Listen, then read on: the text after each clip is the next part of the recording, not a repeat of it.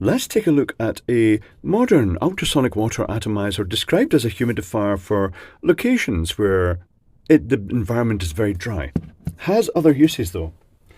And I'm just going to grab a lead and plug this in because one of the reasons I bought this is because these sections on top are illuminated. I thought it was using addressable LEDs. I still think it is, but maybe not as many as I originally thought. Now, there's the first thing we should note.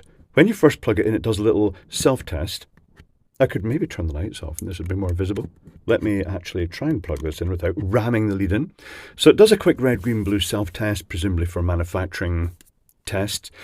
And then if you press and hold the button at the side, it enters the color cycle mode. And initially, looking at that, I thought there were quite a few LEDs in there. Spoilers, there's two, because we already looked inside during one of the unbaggings. But the other thing we can do is if we press and hold it again, it goes into just a sort of ambient warm orange mode. Let's go back to the colour changing mode, which is 2 long presses. And in the haze mode, and at this point in time, I'm going to have to bring in a black surface so you can actually see this. In haze mode, you press it once briefly, it goes into continuous haze mode that puts out a continuous stream of droplets of water.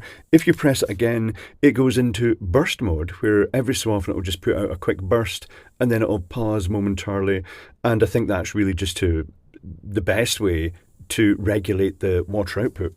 And another press turns it into its zero haze output mode. Right, tell you what, I shall unplug this.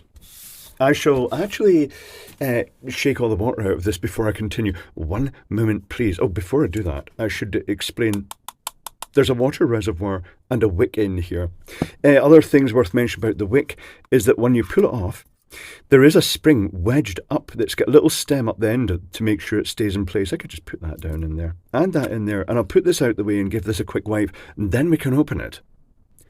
Okay, the water is out of the way. Less mess. Let's spudger this open. Spoilers, it has been spudgered open. You may see little dents round the outside. I'm not even sure how this opens. Maybe I could look at my own videos. I do remember the little indents at the side being a clue as to where the clips were for getting this open. Any more indents? Yes, there are. So let's spudger in there and prise it open, and then just use brute force when things aren't going to plan, because sometimes that's what happens. There we go. That's better.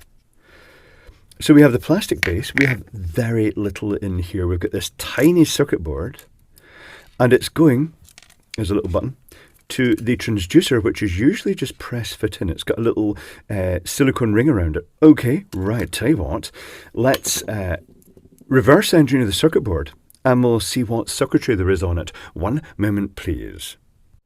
Reverse engineering is complete. Let's explore. So I took the inductor off the circuit board and was able to ascertain that there is a coil there and there's a coil there by the look of it. And the arrangement here is that there are two 5.1K resistors, so it does have the correct USB-C port sensing here. We've got the microcontroller, very little in the way of decoupling of its power line, its supply rail. We've got the MOSFET switching the inductor, and we've got two WS2812B style LEDs that are basically one pin of the microcontroller is used for data from all. So to ascertain what sort of frequency this is using, I removed the inductor, I put a resistor across and placed this coil here and scoped it. Let me show you the results of that. So scoping the waveform on the key site shows that the duty cycle is 4.2 microseconds on versus 4.8 microseconds off, giving a total of 9 microseconds, and that equates to a frequency of approximately 110 kilohertz. It is notable that when I put a resistor across it, it created, well, let me show you what happened. So this is a waveform with a 100 ohm resistor in place of the inductor. It's quite an oddly curved waveform. I wonder if that's because of the capacitor across it. Anyway, back to the analysis. So it's interesting to note that that 110 kilohertz that we got for the piezoelectric disc, I did some research online, and that is a very standard frequency for these, the one that they run at. If we take a look at the construction of the disc itself, I'll just zoom down on this. Actually, I'll bring it up to here, hold on, and then I'll focus on that. And if we zoom down onto that, you can see it's got the metal connection, metal plate one side with tiny little holes, possibly laser or chemical etched through in there, really microscopic holes. And then it's got the piezoelectric donut on top. This is the piezoelectric crystal that distorts with the ultrasonic energy. And the other connection, the hardest one to solder without damage to the crystal, is onto here. And by applying that high frequency, high-ish voltage across this, it makes this resonate, and the metal disc then atomizes the liquid. Okay, let me go back down onto the picture.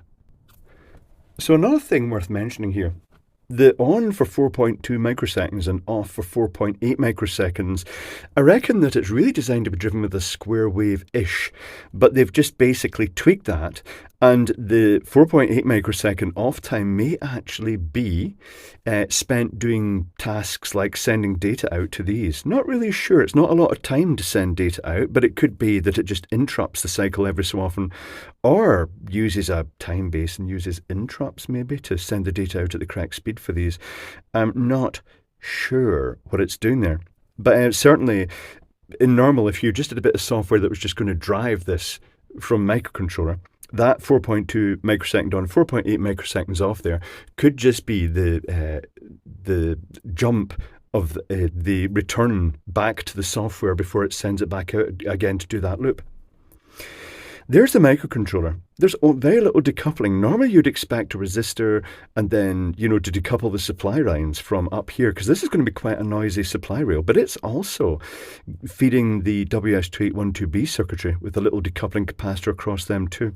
We've got the microcontroller, one input, it's got an internal pull-up high, and when you push the button, it shunts it to the 0-volt rail. That is the little clicky button used for setting the modes.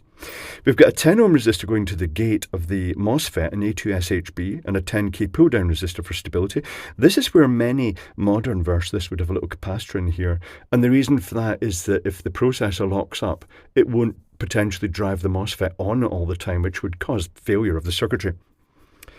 The WS2812B LEDs, all they have is their power. They've got the 5 volts, they've got a capacitor for decoupling across their rail locally, and then they've got a single data line that goes into the first one. It takes its 3 bytes of data for red, green, and blue, and then it passes the data through to the next chip. It takes its 3 bytes data, then this pauses, and they lock the data out and show it as the color. The transformer here is the most sophisticated bit. Well, I say it's the most sophisticated bit. Really, they're quite sophisticated, and so is that. But it's the bit that you're not going to be able to get off the shelf, probably. Although, having said that, I bet you can on AliExpress. Bet you can get the custom wound ones just for this task. But anyway, it's cheap to buy the whole module if you just want to take the components off it and get the disc and everything. But this little transformer has the 2 windings. One is being pulled from the positive rail down to the 0-volt rail to induce current into the core. And then it's coupling across to this one here, which is across the piezoelectric disc, which appears as a kind of strangely capacitive-ish load. But at that high frequency, it will pass a fairly significant amount of current.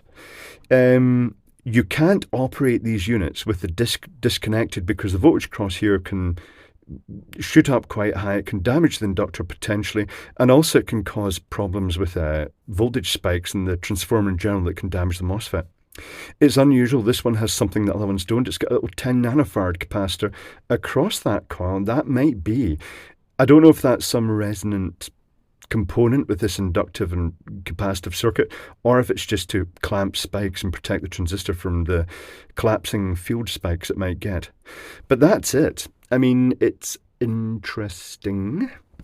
It's a very typical circuit, give or take some bits, and it was interesting to crack out the oscilloscope and monitor it to see what frequency it was actually using to drive the piezoelectric disc, and better still that when I went online, looked for that frequency in piezoelectric, I found exactly these same discs being sold online. And it's worth also mentioning that a typical microcontroller, say for instance a basic microcontroller, PIC12F629, PIC16F629 or PIC12F6, and I can't remember that. That is annoying. That's one of my favourite microcontrollers as well. One moment please. Oh, and of course, as soon as I press the pause button, PIC12F629, of course it is. But if it is an internal clock oscillator of about 4 megahertz, and it takes 4 instructions per clock cycle, so even at that, 1 million clock cycles a second, you can implement that. You can make that 110 kilohertz frequency quite easily off that with a very simple sort of like toggling loop, turning the output on and then turning it off. But there we have it. Interesting device and well worth exploring and analysing with the oscilloscope.